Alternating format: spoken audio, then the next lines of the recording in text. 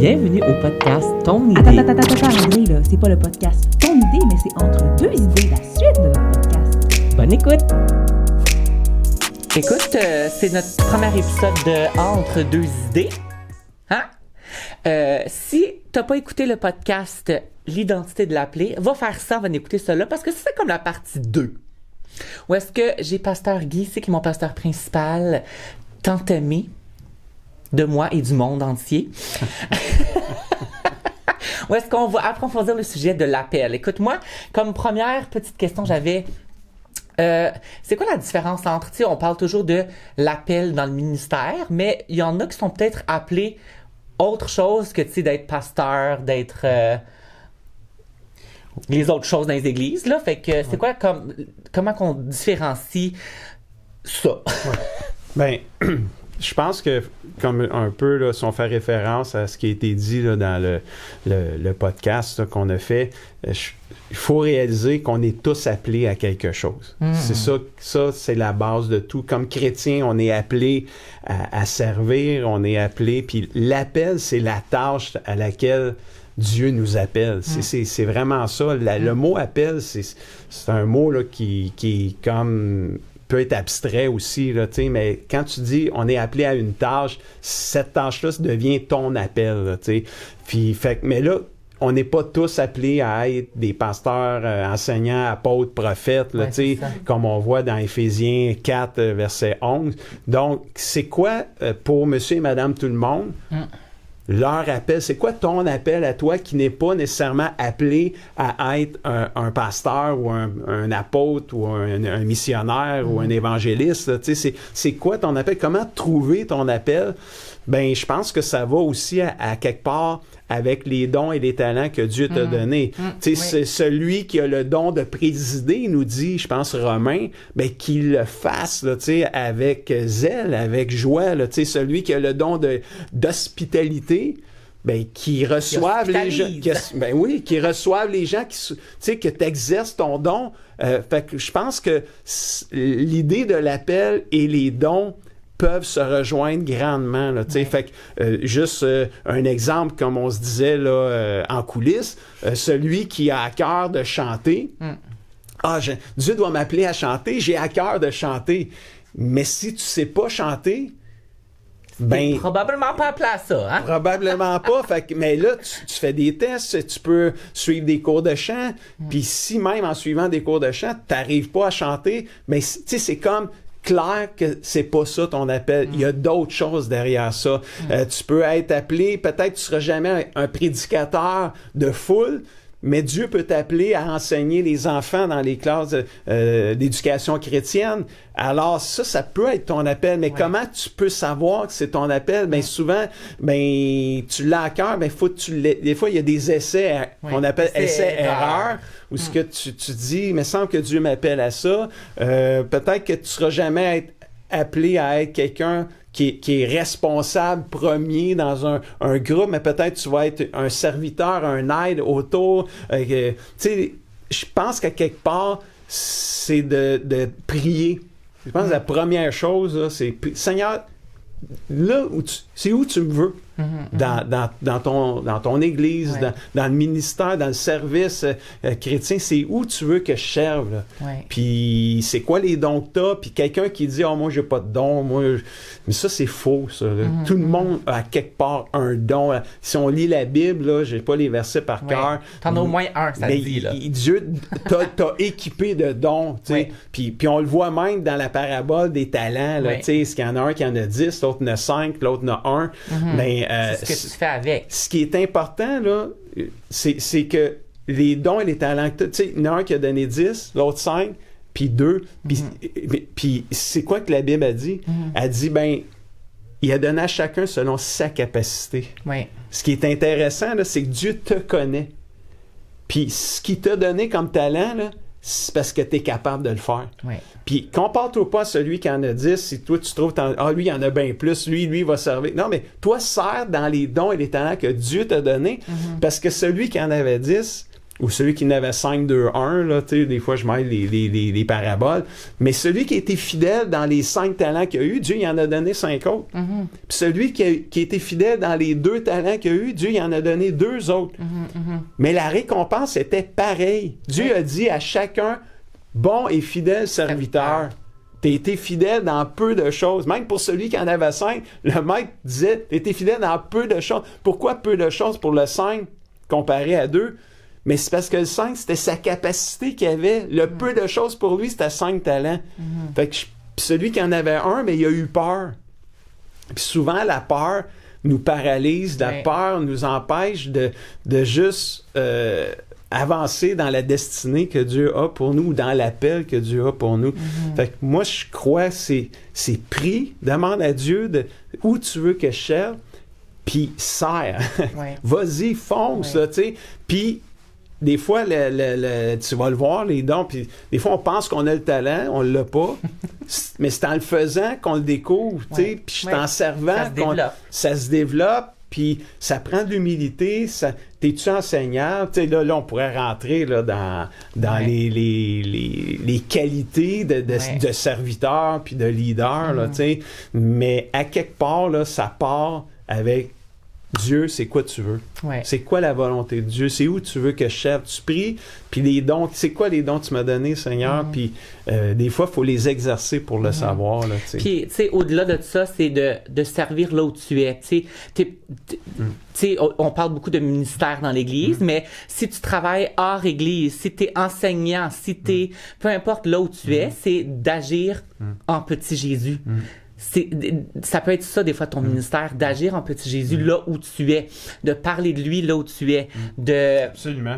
de dégager lui, puis ça se fait dans l'arrière-scène où est-ce que tu passes du temps individuellement avec lui pour que cette coupe-là soit remplie et déverse là où tu es. Fait que, tu sais, des fois, on pense que le ministère, l'appel, c'est dans l'Église, mais pour toi, ça peut être hors Église. Fonce, mais sois un petit Jésus là où tu es parce que Dieu va t'utiliser et va emmener des gens à Christ, justement, à travers toi, là où tu es. Fait que je t'encourage de faire ça là où est-ce que tu es. Absolument. Puis ça peut même être dans ton lieu de travail où ce que tu travailles, tu peux être impliqué à quelque part, là, tu sais, dans ton lieu de travail, selon les, tu sais, des fois, là, ça peut être des organisations, là, d'événements, la fête de Noël, ou ce que, là, tu sais, on fait un souper de Noël, et toi, tu as un don d'organiser, tu peux t'impliquer là-dedans et faire la différence, être le chrétien qui fait la différence. Ça peut être dans les loisirs. Je fais du sport, je fais du hockey avec des gens là, qui viennent pas nécessairement à l'église, et j'ai une opportunité de juste être un chrétien qui brille. Ça, c'est bon. Et faire une différence, tu sais, puis apporter qui je suis dans un contexte où ce que je suis pas, je peux aider à l'organisation parce que ça fait partie des dons que j'ai, là, tu sais. Je pense que servir, ça va plus loin que juste l'Église,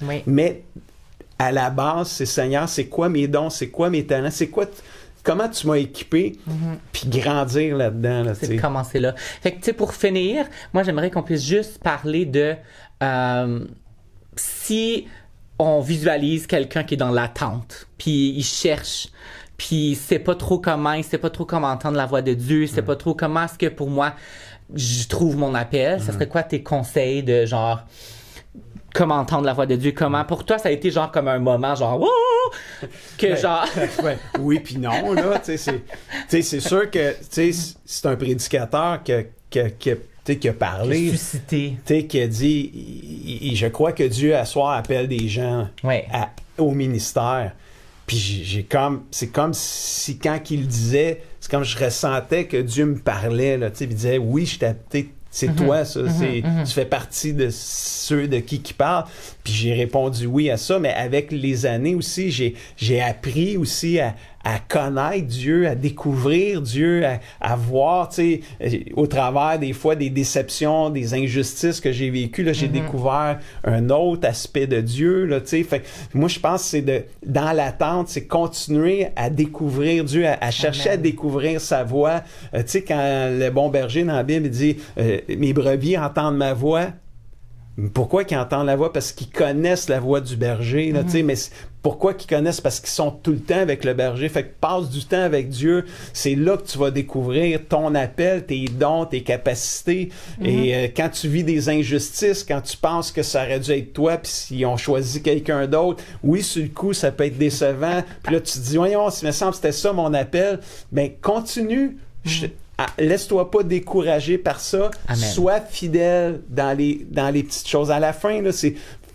Tu sais, découvre, c'est souvent des essais-erreurs. Tu vois une porte ouverte, tu vois une offre de ministère dans l'Église, il y a une opportunité de servir, puis tu ne sers pas encore, ben peut-être c'est ton moment, là, tu sais, puis c'est peut-être Dieu, il te parle au travers une annonce qui est faite le dimanche ou que tu vois publier, mais tu penses que Dieu, c'est super, c'est pas toujours là, tu sais, puis dans les nuages, des fois, Dieu va te parler, Dieu peut te parler là, drette Live! là, pendant que Ouvre t'écoutes. tes oreilles!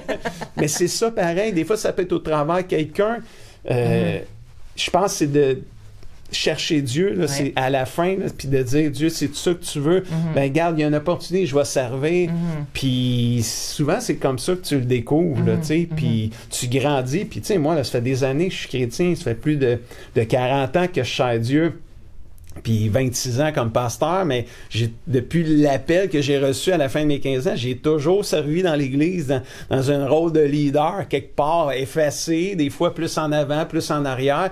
Mais ça fait 40 ans que je sers Dieu, puis je vois plein de chrétiens depuis les 40 dernières années servir Dieu, même à l'église où ce que je suis, là, tu sais, j'ai été 12 ans parti, mais je suis revenu comme un pasteur, tu sais, je suis parti dans le ministère ailleurs, je suis revenu pasteur principal 12 ans plus tard, puis je vois plein de chrétiens que ça fait des années qu'ils servent Dieu, puis qui sont fidèles dans les dons et les talents qu'ils ont, puis ils ont un impact dans la vie des gens. Moi, ça me réjouit énormément, parce que ces gens ont persévéré, ils ont continué, puis ils ont trouvé leur place. Là, puis moi, c'est ça, c'est sers le Seigneur, c'est trouve mais prie, demande à Dieu où tu veux, Seigneur, puis quand tu vois une porte s'ouvrir, peut-être c'est là que Dieu, il veut, puis rentre dedans, puis si elle se ferme, c'est parce qu'il y en a un autre. Là.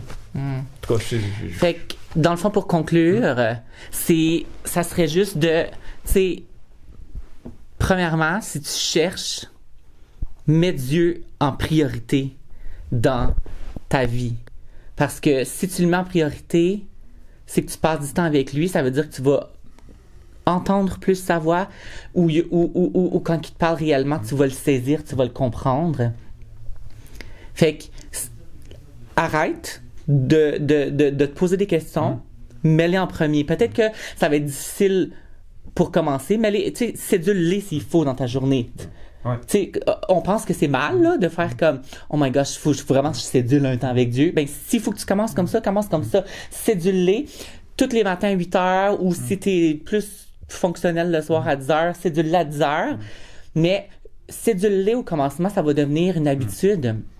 Puis c'est comme ça que tu vas pouvoir entendre sa voix. Puis finalement, que Dieu va dire lave-le ton appel. Puis aussi, chacun est différent. Tu sais, la façon que moi je le vis peut être différent de quelqu'un d'autre. Là, c'est pas parce que moi je le vis de même que c'est tout le monde comme ça. Je pense qu'on est tous différents, mais c'est de dire, d'apprendre à connaître Dieu, découvrir sa voix, comment il te parle à toi. Puis c'est toujours en ligne avec la Bible. Hein? Il dit des affaires puis ça marche pas avec la Bible. T'sais. Fait que c'est de connaître Dieu par sa parole. C'est de moi c'est reste près de lui, reste dans sa parole, reste dans sa présence, reste dans son amour. Puis je pense que les choses, ils vont le chemin, il va l'aplanir sur ton sentier, sur ta route. Amen. Donc, ce fut l'identité de l'appelé 2.0. Entre deux idées où est-ce qu'on discute encore plus en profondeur l'appel de Dieu pour ta vie. Alors, va et passe du temps avec lui. Ça commence là. Me voici, Seigneur, à ton service. Amen. Bye.